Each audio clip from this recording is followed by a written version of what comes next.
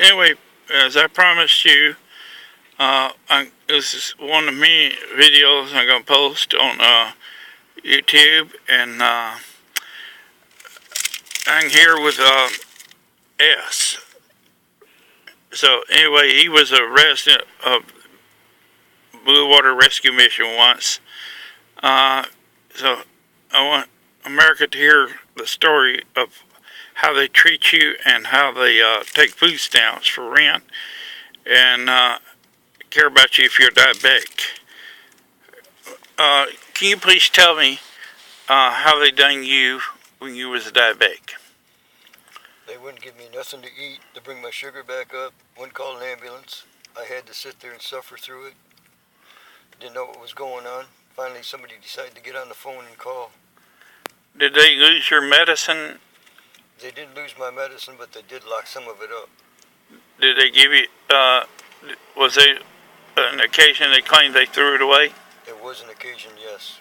And was there another occasion he claimed he couldn't find your insulin? Yes. So, would you say it was carelessness, or would you say I'd it say was? it was, yes.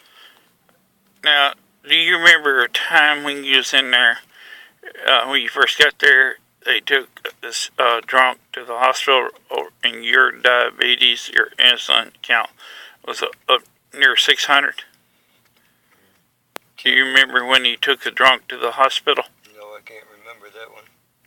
Well, this drunk was there is back in November, and he was he had a tattoo around his neck like a rope, and he was going through withdrawals. And Arnold Koontz were taking him to the hospital. If you barely remember the boy, he wouldn't even take you to the hospital. I remember this plainly, and that was back in November a year ago. Now, would you say that Arnold and Debbie Koontz are Christians when they're stealing food stamps? No, I would not. Now, would you tell us the process of how they got your food stamps? And was it for rent they was taking it for? That's what I was told. It was for rent. She'd take your card, swipe it, and give you a receipt telling you how much you had left. Was there any proof? Was there any groceries on that listed on the I receipt? didn't see no groceries listed on the receipt at all. Did she take you, him or her, take you grocery shopping? Yeah. They have a machine in the office that they use themselves. They don't take you out or anything. Now, I do not know how they got the EBT machine. They had a autistic child. Did you at any point see them or hear them threatening that child? I hear them yelling at him. That's about all. Do you remember any time she was saying, "I'm going to ram this fork down your throat if you don't quit lying"? Anything in statements like that? I don't remember that part. Now,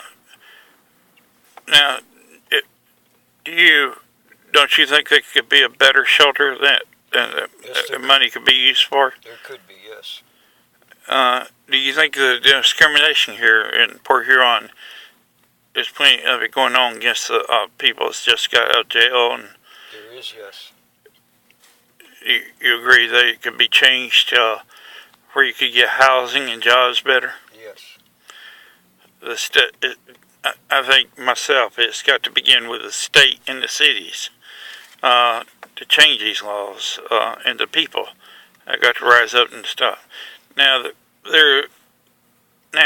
don't you think that? Do you think that the Blue Water Rescue Mission should be closed down? I do, yes. So there's not just me and you on this, knowing this. There's plenty of people knowing this. Would we be right on that? Yes. And there's plenty of people here, if they'll just come talk to us, but protect us from identity, where this man who has connections, he has connections with the Port Huron Police Department, does he not? I do believe so. He is so-called friends with them. This concludes this interview, and I thank you, C, for that. I thank you for the interview you did. And thank you, America, for hearing this. And this will be going out on YouTube and video mail and Facebook. So thank you again.